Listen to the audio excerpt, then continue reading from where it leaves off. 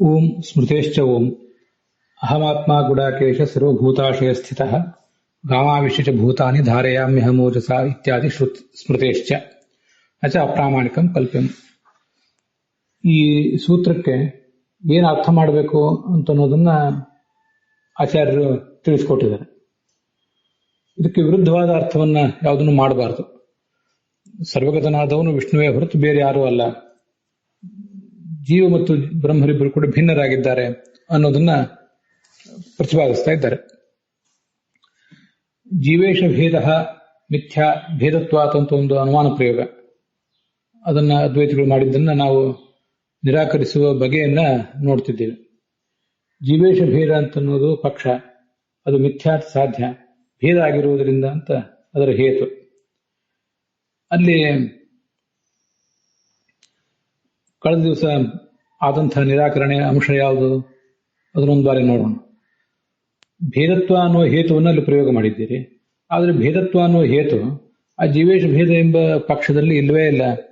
ಯಾಕಂದ್ರೆ ಜೀವೇಶ ಭೇದ ಅನ್ನುವುದೇ ಇಲ್ಲ ಅಂದ ಮೇಲೆ ಅದು ಆ ಭೇದತ್ವ ಎಂಬುದು ಕೂಡ ಅಲ್ಲಿರೋದು ಸಾಧ್ಯ ಇಲ್ಲ ಅಂತ ಅದರ ತಾತ್ಪರ್ಯ. ವ್ಯಕ್ತಿಯ ಭಾವೇನ ಸಾಮಾನ್ಯ ಅಯೋಗಾತ್ ಅಂತ ಅದರ ತಾತ್ಪರ್ಯ. ಮುಂದೆ ಭೇದತ್ವ ಹೇತೋ ಅವಿದ್ಯಾ ನಿವೃತ್ತಿ ರೂಪ ಮೋಕ್ಷಾತ್ಮ ಭೇದೆ ವ್ಯಭಿಚಾರಾಚ್ಯ ಅನ್ನುವ ಒಂದು ವಾಕ್ಯ ಏನಿದೆಯಲ್ಲ, ಅದನ್ನು ಕಳೆದ ದಿವಸ ನೋಡಿದ್ದೇವೆ. ವ್ಯಕ್ತಿಯ ಭಾವೇನ ಸಾಮಾನ್ಯ ಅಯೋಗಾತ್ ಅಂತನೋ ಒಂದು ಮಾತೇನಿದೆ, ಇದಕ್ಕೆ ಇದಕ್ಕೆ ನಮ್ಮ ಸಿದ್ಧಾಂತದಲ್ಲಿ ಏನು ನಾವು ಸಮಾಧಾನ ಹೇಳ್ತೀವಿ ಅನ್ನೋದನ್ನು ಸ್ವಲ್ಪ ಗಮನಿಸಬೇಕು. ಇದು ನಾವು ಇಲ್ಲಿ ನಿರಾಕರಣೆ ಮಾಡ್ತಿರುವುದು, ಅದ್ವೈತಿಗಳನ್ನು ನಿರಾಕರಿಸ್ತಾ ಇರುವುದು ಏನಿದೆ, ಇದು ಸಾಮಾನ್ಯತಃ ತಾರ್ಕಿಕರು ಮೊದಲಾದವರ ಅಭಿಪ್ರಾಯವನ್ನು ಇಟ್ಕೊಂಡು. ನಮ್ಮ ಸಿದ್ಧಾಂತದ ಪ್ರಕಾರ ನಾವು ಹೀಗೆ ನಿರಾಕರಣೆ ಮಾಡುವುದೇನು ಬರೋದಿಲ್ಲ, ನಿರಾಕರಣೆ ಮಾಡ್ಲಿಕ್ಕೆ ಬರೋದಿಲ್ಲ. ಅದ್ವೈತಿಗಳನ್ನು ನೀವು ತಾರ್ಕಿಕರ ಮತವನ್ನು ನಾವು ಕೆಲವು ಬಾರಿ ತಾರ್ಕಿಕರ ಮತವನ್ನು ಒಪ್ಪುವುದರಿಂದ ವಾದದಲ್ಲಿ ಹೀಗೆ ಮಾಡ್ಲಿಕ್ಕೆ ಬರ್ತದೆ ಅಂತ ತೋರಿಸ್ತೇವೆ ಅಷ್ಟೇ. ಯಾಕೆ ಅಂದ್ರೆ ಜೀವೇಶ ಭೇದ ಅಂತ ಪಕ್ಷ ಮಾಡಿದ್ದಾರೆ, ಅದಕ್ಕೆ ಸಾಧನೆ ಮಾಡ್ತಿರುವುದು ಮಿಥ್ಯಾ ಅಂತ.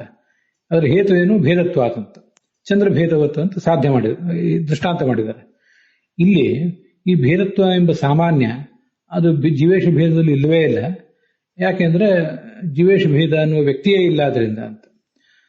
ಅದಕ್ಕೆ ಏನ್ ಪ್ರಶ್ನೆ ಬರ್ತದೆ ಅಂದ್ರೆ, ನಮ್ಮ ಸಿದ್ಧಾಂತವನ್ನು ಅನುಸರಿಸಿಕೊಂಡು ಹೋಗೋರಿಗೆ, ಅದನ್ನ ಓದಿ ಸಂಸ್ಕಾರ ಇದ್ದವರಿಗೆ ಏನ್ ಪ್ರಶ್ನೆ ಬರ್ತದೆ ಅಂದ್ರೆ, ಹೌದು ಭೇದತ್ವ ಅನ್ನುವುದು ಜೀವೇಶ ಭೇದದಲ್ಲಿ ಇಲ್ಲ ಅಂತ ಯಾಕೆ ಹೇಳ್ತೀರಿ? ಜೀವೇಶ ಭೇದದಲ್ಲಿ ಭೇದತ್ವ ಇದೆ, ಅಲ್ಲಿ ವ್ಯಕ್ತಿ ಇಲ್ಲದೆ ಇದ್ರೆ ಏನಾಯ್ತು? ಅಲ್ಲಿ ಭೇದ ಇದ್ದೇ ಇದೆ. ಅದು ಹೇಗೆ ಅಂದ್ರೆ, ಈಗ ಇನ್ನೊಂದು ಅನುಮಾನ ಪ್ರಯೋಗವನ್ನು ನಾವು ಗಣನೆಗೆ ತಂದ್ಕೋಬೇಕು. ಶಶವಿಷಾಣಂ ಮಿಥ್ಯಾ, ಯಾಕಂದ್ರೆ ಶಶವಿಷಾಣತ್ವಾತ್ ಅಂತ ನಾವು ಹೀಗೊಂದು ಅನುಮಾನ ಪ್ರಯೋಗ ಮಾಡಿದ್ವಿ ಅಂತ ಆದ್ರೆ ಆ ಸಂದರ್ಭದಲ್ಲಿ ಹೇಗೆ ಅನ್ನೋದನ್ನು ಸ್ವಲ್ಪ ಗಮನಿಸಬೇಕು. ಶಶವಿಷಾಣಂ ಅಂತ ಪಕ್ಷ ಮಾಡಿದ್ರು, ಅದು ಮಿಥ್ಯಾ ಅಂತ ಸಾಧನೆ ಮಾಡಿದ್ರು. ಏನ್ ಹೇತು ಅಂದ್ರೆ ಶಶವಿಷಾಣತ್ವಾತ್ ಅಂತ ಹೀಗೆ ಪ್ರಯೋಗ ಮಾಡಿದ್ರೆ ಈ ಅನುಮಾನ ದುಷ್ಟಾನುಮಾನವೋ ಸದನುಮಾನವೋ ಅಂತ ಒಂದು ಬಾರಿ ನಾವು ಅವಲೋಕಿಸ್ಬೇಕು. ಇದೆಲ್ಲ ಹಿಂದೆ ಕೆಲವು ಕಡೆ ಮಿಥ್ಯಾತ್ವಾನುಮಾನ ಖಂಡನದಲ್ಲಿ ಸ್ವಲ್ಪ ಬಂದಿದೆ, ಮತ್ತೆ ಕೆಲವು ಕಡೆ ಬೇರೆ ಕಡೆನೂ ಕೂಡ ಬಂದಿದೆ. ವಸ್ತುತಃ ಶಶವಿಷಾಣಂ ಮಿಥ್ಯಾ ಶಶವಿಷಾಣತ್ವಾತ್ ಅನುಮಾನ ಪ್ರಯೋಗ ಇದು ತಾರ್ಕಿಕರ ದೃಷ್ಟಿಯಿಂದ ಮಾತ್ರ ತಪ್ಪು, ನಮ್ಮ ದೃಷ್ಟಿಯಿಂದ ಇದು ತಪ್ಪೇನಲ್ಲ. ಸರಿ, ತಾರ್ಕಿಕರ ದೃಷ್ಟಿಯಿಂದ ಅದು ಕೂಡ ಇದು ತಪ್ಪು. ಹೇಗೆ ಅಂದ್ರೆ, ಅವರಲ್ಲಿ ಆಶ್ರಯ ಎಂಬುದು ಅಸಿದ್ಧ ಆದ್ರೆ, ಇತ್ಯುಕ್ತಿ ಜಗತೋ ಭಾವಾದ ಆಶ್ರಯ ಅಸಿದ್ಧ ಪಕ್ಷ ಅಂತ ಏನು ಖಂಡನತ್ರಯದಲ್ಲಿ ಬಂದಿದೆ, ಅದನ್ನು ಸ್ವಲ್ಪ ನೆನಪು ಮಾಡ್ಕೋಬೇಕಷ್ಟೆ. ಈ ಆಶ್ರಯ ಯಾವುದೇ ಅನುಮಾನದಲ್ಲಿ ಅದರ ಪಕ್ಷ ಎಂಬುದು ಅಸತ್ತಾಗಿಬಿಟ್ರೆ ಅಂಥ ಪಕ್ಷವನ್ನು ಇಟ್ಕೊಂಡು ಅನುಮಾನ ಪ್ರಯೋಗ ಮಾಡ್ಲಿಕ್ಕೆ ಬರೋದಿಲ್ಲ. ಅದಕ್ಕೆ ಆಶ್ರಯ ಸಿದ್ಧಿ ದೋಷ ಬರ್ತದೆ ಅಂತ ತಾರ್ಕಿಕರು ತಮ್ಮ ಗ್ರಂಥದಲ್ಲಿ ಹೇಳಿದ್ದಾರೆ. ಅದಕ್ಕೆ ಉದಾಹರಣೆ ಏನಂದ್ರೆ, ಗಗನಾರವಿಂದಂ ಸುರಭಿ ಅರವಿಂದತ್ವಾತ್ ಸರೋಜ ಅರವಿಂದವತ್ ಅಂತ. ಗಗನಾರವಿಂದಂ ಅಂದ್ರೆ ಗಗನ ಕಮಲ ಅನ್ನೋದು ಪಕ್ಷ, ಸುರಭಿ ಅಂದ್ರೆ ಸುಗಂಧವುಳ್ಳದ್ದಾಗಿದೆ. ಯಾಕೆಂದ್ರೆ ಅರವಿಂದತ್ವಾತ್ ಅರವಿಂದ ಆಗಿರೋದ್ರಿಂದ. ಯಾಕೆಂದ್ರೆ ಸರೋಜ ಅರವಿಂದವತ್, ಈ ಸರೋವರದಲ್ಲಿ ಬೆಳೆದ ಅರವಿಂದ ಅಂತ ಅನ್ನೋದು, ಅದು ಕಮಲ ಅನ್ನೋದು ಹೀಗೆ ಅರವಿಂದ ಇದರಿಂದ ಸುರಭಿ ಆಗಿದೆಯೋ ಹಾಗೆ ಗಗನಾರವಿಂದವೂ ಕೂಡ ಸುರಭಿ ಆಗಿದೆ ಅಂತ ಒಬ್ರು ಅನುಮಾನ ಪ್ರಯೋಗ ಮಾಡಿದ್ರು ಅಂತ ಇಟ್ಕೊಳ್ಳೋಣ. ಹಾಗೆ ಅನುಮಾನ ಪ್ರಯೋಗ ಮಾಡಿದಾಗ ಈ ಅನುಮಾನ ಪ್ರಯೋಗ ತಪ್ಪು. ಯಾಕೆಂದ್ರೆ ಗಗನಾರವಿಂದ ಎಂಬ ಪಕ್ಷವೇ ಇಲ್ಲ ಅಂತ ಅವರು ಅಭಿಪ್ರಾಯ ಪಡ್ತಾರೆ. ಆದ್ರೆ ವಸ್ತುತಃ ಸಿದ್ಧಾಂತ ಏನಂದ್ರೆ, ನೀವು ಏನನ್ನು ಪಕ್ಷವನ್ನಾಗಿ ಮಾಡಿದ್ದೀರಿ ಅನ್ನೋದು ಮುಖ್ಯ ಅಲ್ಲ, ಆಶ್ರಯ ಸಿದ್ಧಿ ಅನ್ನೋ ದೋಷ ಬರಬೇಕಾದ್ರೆ ಪಕ್ಷ ಏನ್ ಮಾಡಿದ್ದೀರಿ ಅನ್ನೋದು ಮುಖ್ಯ ಅಲ್ಲ, ಸಾಧ್ಯ ಏನ್ ಮಾಡಿದ್ದೀರಿ ಅನ್ನೋದು ಮುಖ್ಯ. ಇದು ನಮ್ಮ ಸಿದ್ಧಾಂತ. ಹಾಗಾಗಿ ಸಾಧ್ಯ ಏನ್ ಮಾಡಿದ್ದೀರಿ ಅನ್ನೋದು ಮುಖ್ಯ, ಮತ್ತು ಸಾಧ್ಯಕ್ಕೂ ಹೇತುವಿಗೂ ವ್ಯಾಪ್ತಿ ಇದೆಯೋ ಇಲ್ಲೋ ಅನ್ನೋದು ಮುಖ್ಯ. ಹೊರತು ಪಕ್ಷ ಅಸತ್ತಾಗಿದೆ ಅಂದ ಮಾತ್ರಕ್ಕೆ ಅದನ್ನ ಆಶ್ರಯ ಸಿದ್ಧಿ ದೋಷಕ್ಕೆ ಉದಾಹರಣೆ ಅಂತ ಹೇಳಬಾರದು ಅಂತ ನಮ್ಮ ತಾತ್ಪರ್ಯ. ಅದಕ್ಕೆ ನಾನು ಅವಾಗಲೇ ಕೊಟ್ಟದ ಉದಾಹರಣೆ ಏನಂದ್ರೆ, ಶಶವಿಷಾಣಂ ಮಿಥ್ಯಾ ಶಶವಿಷಾಣತ್ವಾತ್ ಅಥವಾ ಅಪ್ರಾಮಾಣಿಕತ್ವಾತ್. ಇನ್ನೊಂದು ಹೀಗೊಂದು ಅನುಮಾನ ಪ್ರಯೋಗ ಮಾಡ್ತೀವಿ ಅಂತ ತಿಳ್ಕೊಳ್ಳೋಣ. ಶಶವಿಷಾಣವು ಮಿಥ್ಯಾ ಆಗಿದೆ, ಶಶವಿಷಾಣವು ಒಂದು ಪಕ್ಷ, ಮಿಥ್ಯಾ ಅಂತ ಸಾಧ್ಯ. ಶಶವಿಷಾಣತ್ವಾತ್ ಅಂತ ಹೇತು, ಅಥವಾ ಅಪ್ರಾಮಾಣಿಕತ್ವಾತ್ ಅಂತ ಒಬ್ಬ ಹೇತು ಅಂತ ಪ್ರಯೋಗ ಮಾಡಿದ ಅಂತ ತಿಳ್ಕೊಳ್ಳಿ. ಅಪ್ರಾಮಾಣಿಕತ್ವಾತ್ ಪ್ರಮಾಣ ಅದೃಷ್ಟತ್ವಾತ್ ಅಂತ ಈಗ ಒಂದು ಹೇತುವನ್ನು ಪ್ರಯೋಗ ಮಾಡಿದ ಅಂತ ತಿಳ್ಕೊಳ್ಳೋಣ. ಅಂತ ಸಂದರ್ಭದಲ್ಲಿ ಈ ಅನುಮಾನ ದುಷ್ಟವೋ ಸದನುಮಾನವೋ ದುಷ್ಟಾನುಮಾನವೋ ಅಂತ ನಾವು ಇಲ್ಲಿ ನಡೆದಿರುವ ಖಂಡನೆ ಮಂಡನೆಗಿಂತ ಹೊರತಾಗಿ ಸ್ವಲ್ಪ ವಿಚಾರ ಮಾಡಬೇಕು. ವಸ್ತುತಃ ಶಶವಿಷಾಣಂ ಮಿಥ್ಯಾ ಶಶವಿಷಾಣತ್ವಾತ್ ಅಥವಾ ಪ್ರಮಾಣ ಅದೃಷ್ಟತ್ವಾತ್ ಅನ್ನೋ ಅನುಮಾನ ಪ್ರಯೋಗ ಇದು ಸದನುಮಾನವೇ. ಇಲ್ಲಿ ಆಶ್ರಯ ಸಿದ್ಧ ದೋಷವನ್ನು ಯಾರು ಹೇಳಬಾರದು, ಹಾಗೆ ಹೇತ್ವ ಸಿದ್ಧಿ ದೋಷವನ್ನು ಹೇಳಬಾರದು. ಶಶವಿಷಾಣ ಅನ್ನೋ ಪಕ್ಷವೇ ಇಲ್ವಲ್ಲ, ಅದು ಅಸಿದ್ಧವಲ್ಲ ಅಂತ ಯಾವ ಪ್ರಶ್ನೆ ಕೇಳಬಾರದು. ಹಾಗೆ ಕೇಳೋದಕ್ಕೆ ಅರ್ಥ ಇಲ್ಲ. ನಾವು ಹೇಳ್ತಿರೋದು ಶಶವಿಷಾಣ ಮಿಥ್ಯಾ ಅಂತಾನೆ ಹೇಳ್ತಿರೋದು. ಶಶವಿಷಾಣವನ್ನೇನಾದ್ರೂ ನಾವು ಎಚ್ಚರ ತಪ್ಪಿ ಸತ್ಯ ಅಂತ ಹೇಳಲಿಕ್ಕೆ ಹೊರಟಿದ್ರೆ ಅವಾಗ ನೀವು ಆಶ್ರಯ ಸಿದ್ಧ ದೋಷ ಹೇಳ್ಬೋದು ಅಷ್ಟೇ. ಶಶವಿಷಾಣವನ್ನು ಮಿಥ್ಯಾ ಅಂತ ಹೇಳಿಕ್ಕೆ ಹೊರಟಿದ್ದೀವಿ, ಮತ್ತು ನಿಮ್ಮ ಆಶ್ರಯ ಸಿದ್ಧ ತಗೊಂಡು ಏನ್ ಮಾಡೋದಿದೆ? ಮತ್ತೆ ಅಲ್ಲಿ ಹೇತು ಅನ್ನೋದು ಪಕ್ಷದಲ್ಲಿಲ್ಲ ಅಂತ ಇಲ್ಲಿ ಬಂತಲ್ಲ, ಈಗ ಭೇದತ್ವ ಎಂಬ ಹೇತುವೇ ಆ ಜೀವೇಶ ಭೇದ ಎಂಬ ಪಕ್ಷದಲ್ಲಿ ಇಲ್ಲ ಅಂತ. ಅದು ಕೂಡ ಈ ಅಪ್ರಾಮಾಣಿಕತ್ವ ಪ್ರಮಾಣ ಅದೃಷ್ಟತ್ವ ಎಂಬ ಹೇತು ಪಕ್ಷದಲ್ಲಿ ಇದೆಯೋ ಇಲ್ಲೋ? ಅದು ಇಲ್ಲ ಅಂತ ಯಾರು ಹೇಳ್ತಾರೆ? ಶಶವಿಷಾಣ ಅಂತ ಮಿಥ್ಯಾ ಇರಬಹುದು, ಶಶವಿಷಾಣ ಮಿಥ್ಯಾ ಆದ ಮಾತ್ರಕ್ಕೆ ಅದರಲ್ಲಿ ಪ್ರಮಾಣ ಅದೃಷ್ಟತ್ವವೂ ಇಲ್ಲ ಅಂತ ಯಾರು ಹೇಳ್ತಾರೆ? ಹಾಗಾದ್ರೆ ಪ್ರಮಾಣ ಅದೃಷ್ಟತ್ವ ಇಲ್ಲ ಅಂದ್ರೆ ಪ್ರಮಾಣ ದೃಷ್ಟತ್ವ ಇದೆ ಅಂತ ಅರ್ಥ? ಹಾಗಲ್ಲ, ಅದು ಸರಿಯಲ್ಲ. ಆ ಥರದ ಖಂಡನೆ ಸರಿಯಲ್ಲ. ಅದರಲ್ಲಿ ಪ್ರಮಾಣ ಅದೃಷ್ಟತ್ವವೂ ಇದೆ, ಶಶವಿಷಾಣತ್ವವೂ ಕೂಡ ಇದೆ. ಅದೇ ನೀವು ಆಶ್ಚರ್ಯ ಬರ್ಬೋದು, ಶಶವಿಷಾಣದಲ್ಲಿ ಶಶವಿಷಾಣತ್ವ ಹೇಗಿರ್ತದೆ ಅಂತ. ಶಶವಿಷಾಣ ಅಂತ ಅನ್ನೋದು ಅಸತ್ಯ, ಆ ಅಸತ್ಯ ತತ್ಸ್ವರೂಪವಾದ ಶಶವಿಷಾಣತ್ವ ಅನ್ನೋದೇ ಅದರಲ್ಲಿರ್ತದೆ. ಘಟ ಅನ್ನೋದು ಸತ್ಯ, ಅದರಲ್ಲಿ ಸತ್ಯವಾದ ಘಟತ್ವ ಇರ್ತದೆ. ಶಶವಿಷಾಣದಲ್ಲಿ ಅಸತ್ ಸ್ವರೂಪವಾದಂತಹ ಶಶವಿಷಾಣತ್ವನೇ ಇರ್ತದೆ. ಅಲ್ಲೆಲ್ಲ ಕಡೆಯೂ ಕೂಡ ಧರ್ಮಿ ಅಂತ ಅನ್ನೋದು ಯಾವ ಸ್ವರೂಪವಾಗಿರ್ತದೋ, ಧರ್ಮ ಅಂತ ಅನ್ನೋದು ಕೂಡ ಅದೇ ಸ್ವರೂಪವಾಗಿರ್ತದೆ. ಆದ್ರೆ ಸ್ವಲ್ಪ ವ್ಯತ್ಯಾಸ ಇರ್ತದೆ ಅಷ್ಟೇ ಧರ್ಮಕ್ಕೂ ಧರ್ಮಿಗೂ. ಈಗ ಇದು ಗೋವಿಷಾಣದಲ್ಲಿ ಇಲ್ಲಿ ಹೇಳಲಿಕ್ಕೆ ಹೊರಟಿರೋದು ವಸ್ತುತಃ ಸಾಮಾನ್ಯ ಇಲ್ಲ ಅಂತ. ಭೇದಾಭಾವೇ ಭೇದತ್ವ ಸಾಮಾನ್ಯಸ್ಯಾಪಿ ಅಸಿದ್ಧೇಶ್ಚ ಅಂತ ಹೇತ್ವ ಸಿದ್ಧಿ ಅವರಿಗೆ ನಾವು ಹೇಳ್ತಾ ಇದ್ದೀವಿ. ಈ ಹೇತ್ವ ಸಿದ್ಧಿಗೆ ಕಾರಣ ಏನಂದ್ರೆ ಆಶ್ರಯವೂ ಕೂಡ ಇಲ್ಲದೆ ಇರೋದು. ಆದ್ರಿಂದ ನಾನು ಆಶ್ರಯ ಸಿದ್ಧಿ ದೋಷ ಮತ್ತು ಹೇತ್ವ ಸಿದ್ಧಿ ದೋಷದ ಬಗ್ಗೆ ಸ್ವಲ್ಪ ವಿಸ್ತಾರವಾಗಿ ಹೇಳಬೇಕಾಯ್ತು. ಈಗೇನು ನಾವಿಲ್ಲಿ ನಿರಾಕರಣೆ ಮಾಡಿದ್ದೀವಿ, ವಸ್ತುತಃ ಇದು ನಮ್ಮ ಸಿದ್ಧಾಂತದಲ್ಲಿ ನಾವು ಹೀಗೆ ಒಪ್ಪಿ ನಿರಾಕರಣೆ ಮಾಡಿದ್ದೀವಿ ಅಂತಲ್ಲ.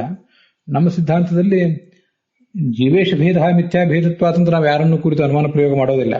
ಆದರೆ ವ್ಯವಹಾರದಲ್ಲಿ ಪ್ರಸಂಗ ಬಂದಾಗ ಅಥವಾ ಬೇರೆ ಬೇರೆ ಸಂದರ್ಭದಲ್ಲಿ ಶಶವಿಷಾಣಂ ಮಿಥ್ಯಾ ಶಶವಿಷಾಣತ್ವಾತ್, ಶಶವಿಷಾಣಂ ಮಿಥ್ಯಾ ಅಪ್ರಾಮಾಣಿಕತ್ವಾತ್ ಅಥವಾ ಪ್ರಮಾಣ ಅದೃಷ್ಟತ್ವಾತ್ ಅಂತ ಹೀಗೆ ಅನುಮಾನ ಪ್ರಯೋಗ ಮಾಡೋ ಸಾಧ್ಯತೆ ಇರ್ತದೆ.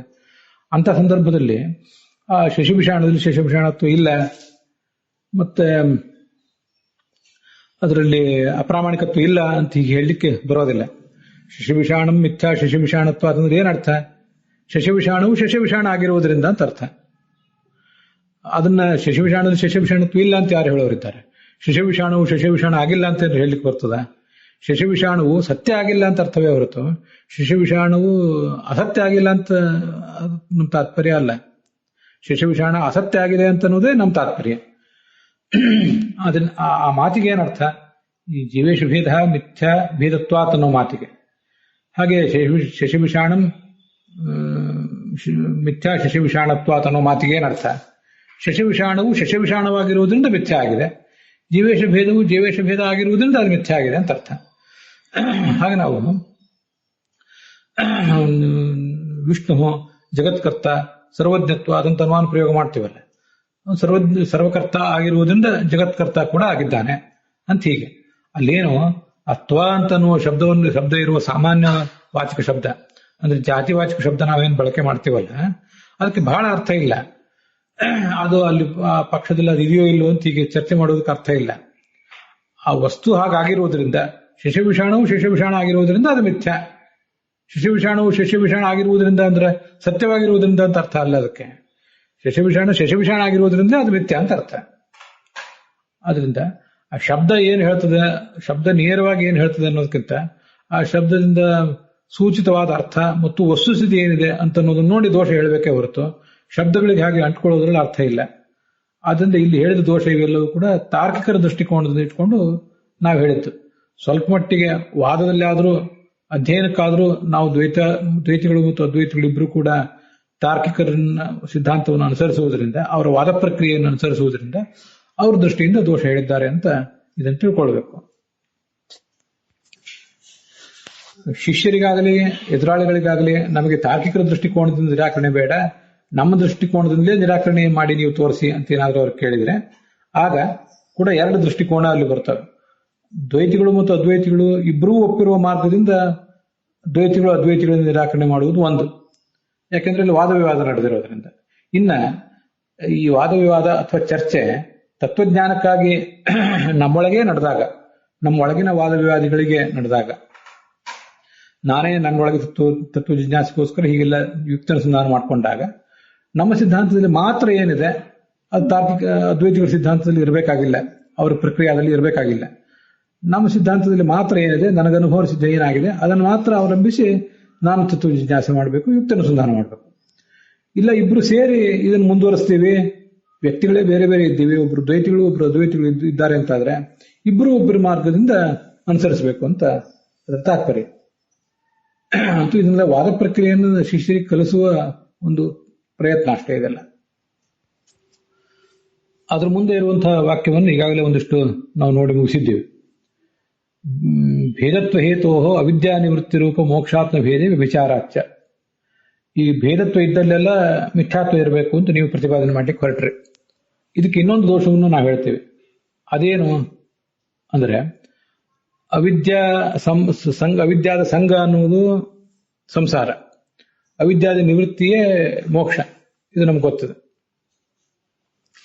ಈ ಅವಿದ್ಯಾ ನಿವೃತ್ತಿ ರೂಪವಾದಂತಹ ಮೋಕ್ಷ ಮತ್ತು ಅದನ್ನ ಪಡೆದುಕೊಳ್ಳುವಂತಹ ಆತ್ಮ, ಅವನನ್ನೇ ಬ್ರಹ್ಮ ಅಂತನಾದ್ರೂ ಅನ್ನಿ, ಆತ್ಮ ಅಂತ ಅನ್ರಿ, ಏನಾದ್ರೂ ಅನ್ರಿ, ಅವನಿಗೆ ಸಂಸಾರ ಬಂದಿತ್ತು, ಮೋಕ್ಷವನ್ನು ಅವನೇ ಪಡ್ಕೊಳ್ಳುವನು. ಆ ಪಡೆದುಕೊಳ್ಳಲ್ಪಡುವ ಮೋಕ್ಷಕ್ಕೂ ಪಡೆದುಕೊಳ್ಳುವ ಆತ್ಮನಿಗೂ ಭೇದ ಇದೆಯೋ ಇಲ್ವೋ ಅಂತ ಒಂದು ಪ್ರಶ್ನೆ ಕೇಳ್ತೇವೆ ನಾವೀಗ. ಅಲ್ಲಿ ಭೇದ ಇದೆ, ಅವರಿಬ್ಬರಿಗೂ ಭೇದ ಇದೆ ಅಂತ ಆದ್ಮೇಲೆ, ಅವಿದ್ಯಾ ನಿವೃತ್ತಿ ರೂಪವಾದ ಮೋಕ್ಷಕ್ಕೂ ಆತ್ಮನಿಗೂ ಭೇದ ಇದೆ ಅಂತ ಆದ್ಮೇಲೆ ಆ ಭೇದದಲ್ಲಿ ಭೇದತ್ವ ಇದೆಯೋ ಇಲ್ಲೋ ಅಂತ ಮತ್ತೆ ಪ್ರಶ್ನೆ ಕೇಳ್ತೇವೆ. ಅಲ್ಲಿ ಭೇದತ್ವ ಇದ್ದ ಮೇಲೆ ಭೇದತ್ವ ಎಂಬ ಹೇತು ಬಂತು, ಆದ್ರೆ ಮಿಥ್ಯಾತ್ವ ಎಂಬ ಸಾಧ್ಯ ಅಲ್ಲಿ ಬರಲಿಲ್ಲ. ಆದ್ರಿಂದ ವಿಚಾರ ಬಂತು. ಮೋಕ್ಷಕ್ಕೂ ಮತ್ತೆ ಆ ಮೋಕ್ಷವನ್ನು ಪಡ್ಕೊಳ್ಳುವಂತಹ ಆತ್ಮನಿಗೂ ಭೇದವನ್ನ ನೀವು ಒಪ್ಪಬೇಕು, ಮತ್ತು ಅದು ಸತ್ಯ ಅಂತಲೂ ಒಪ್ಪಬೇಕು. ಅದು ಮಿಥ್ಯಾ ಅಂದ್ರೆ ಏನಾಗ್ತದೆ ಅನ್ನೋದನ್ನ ನಾವು ಮುಂದೆ ಹೇಳೋರಿದ್ದೇವೆ ಮುಂದಿನ ವಾಕ್ಯಗಳಲ್ಲಿ. ಅಂತೂ ಮೋಕ್ಷಕ್ಕೂ ಆ ಮೋಕ್ಷವನ್ನು ಪಡೆಯುವ ಆತ್ಮನಿಗೂ ಭೇದ ಇದೆ ಅಂತ ಒಪ್ಪಬೇಕು, ಭೇದವು ಸತ್ಯ ಅಂತ ಒಪ್ಪಬೇಕು. ಇದು ಈ ಪಕ್ಷದ, ಈಗ ನಾವು ನೋಡ್ತಾ ಇರುವ ಪಕ್ಷದ ವಿಚಾರ ಇದು. ಅಲ್ಲಿ ಭೇದತ್ವ ಎಂಬ ಹೇತು ಬಂತು, ಆದ್ರೆ ಮಿಥ್ಯಾತ್ವ ಎಂಬ ಸಾಧ್ಯ ಬರಲಿಲ್ಲ. ಆದ್ರಿಂದ ವ್ಯಭಿಚಾರ ಅಂತ ಅದರ ತಾತ್ಪರ್ಯ. ನಚ ಅಸಾವಪಿ ಭೇದ ಮಿಥ್ಯಾ ಇತಿ ಯುಕ್ತಂ ಮೋಕ್ಷ ಇತಿ ಯುಕ್ತಂ ಮೋಕ್ಷ ನಿವೃತ್ತ್ಯಾ ಪಾತಾತ್. ಇದು ಇವತ್ತು ನಾವು ನೋಡ್ಬೇಕಾದಂತಹ ವಿಚಾರ. ಈಗ ಹಿಂದಿನ ಪಕ್ಷದ ನಿರಾಕರಣೆ ಹೇಗೆ ಮಾಡಿದ್ವಿ ನಾವು ಅಂದ್ರೆ, ಈ ಆತ್ಮನಿಗೂ ಮತ್ತು ಮುಕ್ತಿಗೂ ಭೇದ ಅನ್ನುವುದು ಇದೆ ಮತ್ತದು ಸತ್ಯ ಅನ್ನುವ ಒಂದು ಪಕ್ಷವನ್ನು ಆಧರಿಸಿಕೊಂಡು ನಾವು ದೋಷ ಹೇಳಿದ್ವಿ. ಸತ್ಯ ಅಂತ ಆದ್ರಿಂದ ಅಲ್ಲಿ ಮಿಥ್ಯಾತ್ವ ಎಂಬ ಸಾಧ್ಯ ಇಲ್ಲ, ಸಾಧ್ಯಾಭಾವ ಇದ್ದಲ್ಲಿ ಭೇದತ್ವ ಎಂಬ ಹೇತು ಬಂತು, ಆದ್ರಿಂದ ವಿಚಾರ ಅಂತ ನಾವು ಹೇಳಿ ಕೊಟ್ಟಿದ್ವಿ.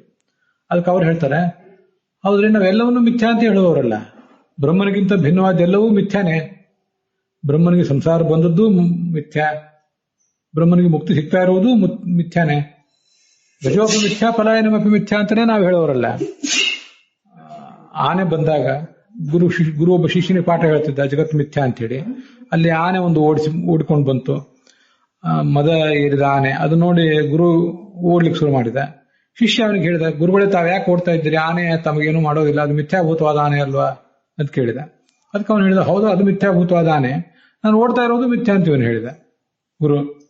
ಹೀಗೆ ಆನೆ ಬಂದದ್ದು ಮಿಥ್ಯಾ, ಆನೆ ನಾನು ಓಡಿಸ್ಕೊಂಡು ಬರ್ತಾ ಇರೋದು ಮಿಥ್ಯಾ, ಮತ್ತೆ ನಾನು ಓಡ್ತಾ ಇರೋದು ಮಿಥ್ಯಾ, ಓಡಿ ಅದರಿಂದ ತಪ್ಪಿಸ್ಕೋತೀನಿ ಅನ್ನೋದು ಮಿಥ್ಯಾ. ಅದು ಅದು ಯಾಕೆ ಉದಾಹರಣೆ ಹೇಳ್ತೀವಿ ಅಂದ್ರೆ, ಆನೆ ಅಂದ್ರೆ ಸಂಸಾರ ಅಂತ ಇಟ್ಕೊಳ್ಳೋಣ. ಅದು ಸಂಸಾರ ನಮ್ಮನ್ನು ಬೆನ್ನಟ್ಟಿ ಬಂದದ್ದು, ಅದು ಸುಳ್ಳೆ. ಅದರಿಂದ ನಾನು ಅದಕ್ಕೆ ಹೆದರಿ ಆ ಆನೆಯಿಂದ ತಪ್ಪಿಸ್ಕೊಳ್ಬೇಕು ಅಂತ ಪ್ರಯತ್ನ ಪಡ್ತಾ ಇರುವುದು ಸುಳ್ಳೆ. ಮತ್ತೆ ಆನೆಯಿಂದ ತಪ್ಪಿಸ್ಕೊಂಡೆ ಯಾವುದೋ ಒಂದು ಸುರಕ್ಷಿತವಾದ ಜಾಗಕ್ಕೆ ಹೋಗಿ ನಾ ಕೂತ್ಕೊಂಡೆ ಅಂತ ಅನ್ನೋದು ಸುಳ್ಳೆ. ಎಲ್ಲವೂ ಸುಳ್ಳೆ ಅವರಲ್ಲಿ. ಅದನ್ನೇ ಗಜೋಪಿ ಮಿಥ್ಯಾ ಪಲಾಯನಮಪಿ ಮಿಥ್ಯಾ ಅಂತ ಹೀಗೆ ಹೇಳಿರೋದು. ಅಂತೂ ನಾವು ಎಲ್ಲವನ್ನೂ ಮಿಥ್ಯಾ ಅಂತಾನೆ ಹೇಳ್ತೀವಲ್ಲ, ಸಂಸಾರವನ್ನು ಮಿಥ್ಯಾ ಅಂತೀವಿ, ಮುಕ್ತಿಯನ್ನು ಮಿಥ್ಯಾ ಅಂತ ಹೇಳ್ತೀವಿ. ನಮ್ಗದೇನು ದೊಡ್ಡ ವಿಷಯ? ಬ್ರಹ್ಮನಿಗಿಂತ ಭಿನ್ನವಾದ್ದೆಲ್ಲವೂ ನಮಗೆ ಮಿಥ್ಯಾನೇ ಅಲ್ವಾ? ನಚ್ಚ ಅಸಾವಪಿ ಅಂದ್ರೆ ಈ ಮುಕ್ತಿಯೂ ಮಿಥ್ಯಾ, ಮತ್ತು ಅವಿದ್ಯಾ ನಿವೃತ್ತಿ ರೂಪವಾದ ಮುಕ್ತಿ ಮತ್ತು ಆತ್ಮದ ನಡುವಿರುವ ಭೇದ, ಇದು ಅಸವು ಅಂದ್ರೆ ಅದು ಮಿಥ್ಯಾ. ಅಸಾವಪಿ ಭೇದ ಮಿಥ್ಯಾ, ಈ ಭೇದವೂ ಮಿಥ್ಯಾ ಆಗಿದೆ ಅಂತ ಈ ತರ ಹೇಳಿದ್ರೆ ಇತಿ ನಯುಕ್ತಂ, ಹೀಗೆ ಹೇಳಬಾರ್ದು. ಯಾಕಂದ್ರೆ ಮೋಕ್ಷ ನಿವೃತ್ತ್ಯಾಪಾತ, ಈ ಆತ್ಮ ಮತ್ತು ಅವಿದ್ಯಾ ನಿವೃತ್ತಿ ರೂಪವಾದ ಮೋಕ್ಷ ಇದೆಯಲ್ಲ, ಅವುಗಳ ನಡುವೆ ಇರುವಂತಹ ಭೇದವನ್ನ ನೀವು ಒಂದು ವೇಳೆ ಮಿಥ್ಯಾ ಅಂತ ಹೇಳಿಬಿಟ್ರೆ, ಅವಾಗ ಆ ಭೇದವನ್ನು ಮೋಕ್ಷವನ್ನು ಮಿಥ್ಯಾ ಅಂತಾನೆ ಹೇಳಿದ ತಾತ್ಪರ್ಯ ನೀವು. ಆವಾಗ ಮೋಕ್ಷವೇ ನಿವೃತ್ತ ಅಂತ ಆಗ್ಬೇಕಾದಿತ್ತಲ್ಲ. ಮೋಕ್ಷ ಅಂದ್ರೆ ಏನು? ಅವಿದ್ಯಾದಿಂದ ನಿವೃತ್ತಿಯನ್ನು ಪಡೆಯುವುದೇ ಮೋಕ್ಷ. ಆ ನಿವೃತ್ತಿಯನ್ನು ಪಡೆಯುವವನು ಪರಮಾತ್ಮ ಬ್ರಹ್ಮ. ಅವನು ನಿವೃತ್ತಿಯನ್ನು ಪಡೆದೇ ಇಲ್ಲ ಅಂತ ಆಯ್ತಲ್ಲ. ಅದರಿಂದ ಮೋಕ್ಷವೇ ನಿವೃತ್ತ ಆಗಬೇಕಾದಿತ್ತು. ಸಂಸಾರಕ್ಕೆ ಬಂದ ಮೇಲೂ ಕೂಡ ಮೋಕ್ಷ ಅಂತ ಅನ್ನೋದು ನಿವೃತ್ತ ಆಗಬೇಕಾದಿತ್ತು ಅಂತ ನಮ್ಮ ತಾತ್ಪರ್ಯ.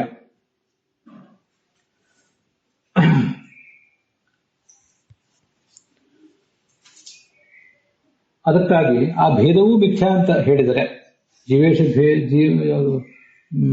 ಈ ಅವಿದ್ಯಾ ನಿವೃತ್ತಿ ರೂಪವಾದ ಮೋಕ್ಷ ಮತ್ತು ಆತ್ಮ ಇವರಿಬ್ಬರ ನಡುವೆ ಇರುವಂತಹ ಭೇದವೂ ಮಿಥ್ಯಾ ಅಂತ ಆಗಿಬಿಟ್ರೆ, ಅವಿದ್ಯಾ ನಿವೃತ್ತಿ ರೂಪವಾದಂತಹ ಮುಕ್ತಿ ಮತ್ತು ಆತ್ಮದ ನಡುವೆ ಇರುವ ಭೇದ ಅವೆರಡೂ ಕೂಡ ಮಿಥ್ಯಾ ಅಂತ ಆದ್ರೆ, ಮಿಥ್ಯಾಭೂತವಾದ ಯಾವುದು ಕೂಡ ಇಲ್ಲವೇ ಇಲ್ಲ ಅಂತ ಜಗತ್ತಿನ ನಿಯಮ. ಶುಕ್ತಿರ ಜೊತೆ ಇಲ್ಲ, ಕಪ್ಪೆ ಚಿಪ್ಪಿನಲ್ಲಿ ಕಂಡ ಬೆಳ್ಳಿ ಇಲ್ಲ, ಹಗ್ಗದಲ್ಲಿ ಕಂಡ ಹಾವಿಲ್ಲ. ಅದರಿಂದ ಮಿಥ್ಯಾಭೂತವಾದ ಯಾವುದೂ ಇಲ್ಲವೇ ಇಲ್ಲ. ಆದ್ರಿಂದ ಆತ್ಮನಿಂದ ಆ ಮೋಕ್ಷಕ್ಕೆ ಭೇದ ಅಂತ ಅನ್ನೋದು ಅದೇನಿದೆ ಮುಕ್ತಿ ಸ್ವರೂಪ. ಇದನ್ನು ಗಮನಿಸಿ. ಈ ಸಿದ್ಧಾಂತ ಇರೋದ್ರಿಂದ ಭೇದವು ಮಿಥ್ಯೆ ಆಗಿಬಿಟ್ರೆ ಆ ಧರ್ಮಿಯಾದಂತಹ ಮುಕ್ತಿಯು ಕೂಡ ನಿವೃತ್ತಿ ಆಗಬೇಕಾದಿತ್ತು. ಅದನ್ನು ಸಂಸಾರ ಅಂತ ಅನ್ನೋದು ಮತ್ತೆ ಬರಬೇಕಾದಿತ್ತು ಅಂತ ತಾತ್ಪರ್ಯ. ಇದಕ್ಕೆ ಒಂದು ಸ್ವಲ್ಪ ವಿವರಣೆ ಕೊಡಬೇಕಾಗ್ತದೆ. ಅಲ್ಲಿ ಟಿಪ್ಪಣಿಗಳಲ್ಲೂ ಅದೇ ವಿಷಯ ಇದೆ. ಭೇದವು ಧರ್ಮಿ ಸ್ವರೂಪ ಎಂಬ ನಮ್ಮ ಸಿದ್ಧಾಂತವನ್ನು ಅನುಸರಿಸಿ ಈ ದೋಷವನ್ನು ಹೇಳಿದ್ದೀವಿ ಅಂತ ಅದರ ತಾತ್ಪರ್ಯ. ನಮ್ಮ ಸಿದ್ಧಾಂತದಲ್ಲಿ ಎಲ್ಲ ಗುಣಗಳು ಕೂಡ ಆಯಾ ವಸ್ತುವಿನಿಂದ ಅಭಿನ್ನ. ಗುಣಗಳು ಬೇರೆ, ವಸ್ತುಗಳು ಬೇರೆ ಅಲ್ಲ. ಹಾಗೆ ಭೇದವೂ ಕೂಡ, ನಾವೀಗ ಮಾತಾಡ್ತಾ ಇರುವುದು ಭೇದದ ಬಗ್ಗೆ. ಭೇದ ಅನ್ನುವುದು ವಸ್ತುವಿನ ಸ್ವರೂಪ ಅಂತ ನಮ್ಮ ಸಿದ್ಧಾಂತ. ಭೇದವು ಧರ್ಮಿ ಸ್ವರೂಪ ಅಂತಿದಿಲ್ಲ, ಧರ್ಮಿ ಅಂದ್ರೆ ವಸ್ತು ಅಂತ ಅರ್ಥ. ಭೇದ ಅನ್ನುವುದು ಧರ್ಮಿ ಸ್ವರೂಪ ಅಂತ ನಮ್ಮ ಸಿದ್ಧಾಂತ ಆದ್ರಿಂದ ಅದಕ್ಕನುಸಾರವಾಗಿ ದೋಷ ಹೇಳಿದ್ದೇವೆ. ಈಗ ಜೀವೇಶ ಮುಕ್ತಿ, ಆ ಮುಕ್ತಿ ಮತ್ತು ಬ್ರಹ್ಮ ಇವರಿಬ್ಬರ ನಡುವೆ ಇರುವಂತಹ ಭೇದ, ಆ ಭೇದ ಅಂತನ್ನುವುದು ಒಂದು ಧರ್ಮ. ಆ ಧರ್ಮವು ಮಿಥ್ಯೆ ಆಗಿಬಿಟ್ರೆ ಆ ಧರ್ಮೀ ಆದಂಥ ಆ ಮುಕ್ತಿಯೂ ಕೂಡ ಅದು ಕೂಡ ಮಿಥ್ಯಾ ಅಂತ ಆಗ್ಬೇಕಾದಿತ್ತು. ಇಲ್ಲಿ ಅದು ಧರ್ಮಿ ಯಾವುದು ಅಂದ್ರೆ ಅದನ್ನ ಅಲ್ಲಿ ಹೇಳಿದ್ದಾರೆ ನೋಡಿ, ಆತ್ಮ ಪ್ರತಿಯೋಗಿಕ ಮೋಕ್ಷ ಧಾರ್ಮಿಕ ಭೇದ ಅಂತ. ಆತ್ಮನಿಂದ ಆ ಮೋಕ್ಷದಲ್ಲಿ ಭೇದ ಅಂತ ಹೀಗರ್ಥ. ಪ್ರತಿಯೋಗಿ ಮತ್ತು ಅನುಯೋಗಿ ಅನ್ನೋದನ್ನು ಒಂದು ಸ್ವಲ್ಪ ನೆನಪು ಮಾಡ್ಕೊಳ್ಬೇಕು. ಯಾವುದರಿಂದ ಭೇದವನ್ನು ಹೇಳ್ತಿರ್ತೀವೋ ಅದು ಪ್ರತಿಯೋಗಿ, ಎಲ್ಲಿ ಭೇದವನ್ನು ಹೇಳ್ತೀವೋ ಅದು ಅನುಯೋಗಿ. ಇಲ್ಲೀಗ ಅವಿದ್ಯಾ ನಿವೃತ್ತಿ ರೂಪ ಮೋಕ್ಷ ಮತ್ತು ಆತ್ಮಭೇದ. ಅವಿದ್ಯಾ ನಿವೃತ್ತಿ ರೂಪವಾದ ಮೋಕ್ಷಕ್ಕೆ ಆತ್ಮನಿಂದ ಇರುವ ಭೇದ ಏನಿದೆ, ಆ ಭೇದದಲ್ಲಿ ಈ